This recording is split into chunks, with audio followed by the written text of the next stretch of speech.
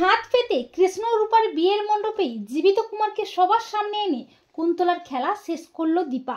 হ্যাঁ বন্ধুরা, আমরা এমনটাই দেখতে পাবো অনুরাগের ছোঁয়া ধারাবাহিকের আগামী পর্বগুলোতে। সবাই মিলে কৃষ্ণ রূপার বিয়ের আয়োজন শুরু করে দেয়। রূপার আইবুড়ো ভাত হয়ে যায়। অপরদিকে কুন্তলা কৃষ্ণের দই চিড়ের মধ্যে ওষুধ মিশিয়ে কৃষ্ণকে অজ্ঞান করে দিয়ে কুমারের পালানোর ব্যবস্থা করে, কিন্তু সোনা চালাকি করে কুন্তলার প্ল্যান ভেস্তে দিয়ে কৃষ্ণকে বাঁচিয়ে নেয়। এরপর কৃষ্ণের গায়ে হলুদ হয়ে যায়, আর সেই হলুদ নিয়ে রুডি ও রুডির বাবা সেনগুপ্ত বাড়িতে আসে। এরপর রূপার গায়ে হলুদ হয়ে যায়, বিয়ের শুভ লগ্নও চলে আসে। রূপা কোণে সাজে সেজে ওঠে, আর কৃষ্ণও বর বেশে ছাদনাতলায় হাজির হয়। বিয়ে শুরু হয়ে যায়, আর দীপা সুযোগ বুঝে কুন্তলার বাড়িতে যায়। আর সেখানে গিয়ে বদ্ধ ঘরে জীবিত কুমারকে দেখে চমকে ওঠে দীপা। দীপা বলে, শয়তান কুমার, তুই বেঁচে আছিস? এজন্যই সেদিন গলাটা এত চেনা লাগছিল।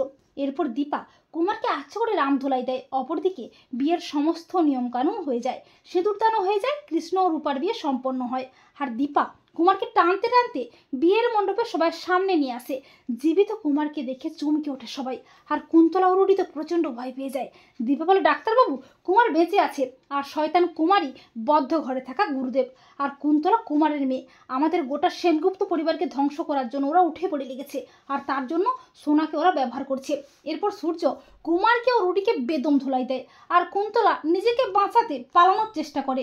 তখন সোনা কুন্তলাকে গোটা কয়েক চড় কষিয়ে তার সাথে হওয়া অত্যাচারের বদলা নেয়। এরপর দীপার প্ল্যান মতো পুলিশ এসে কুমার, কুন্তলা ও রুডিকে অ্যারেস্ট করে ঘাট ধরে টানতে টানতে থানায় নিয়ে যায়। তো বন্ধুরা, তোমরা এটাই চাও তো যে ফাঁদ পেতে কৃষ্ণ ও রূপার বিয়ের মণ্ডপে জীবিত কুমারকে সবার সামনে এনে কুন্তলার খেলা যেন শেষ করতে পারে দীপা? কমেন্ট করে এক্ষুনি জানিয়ে দাও তোমাদের মতামতটি।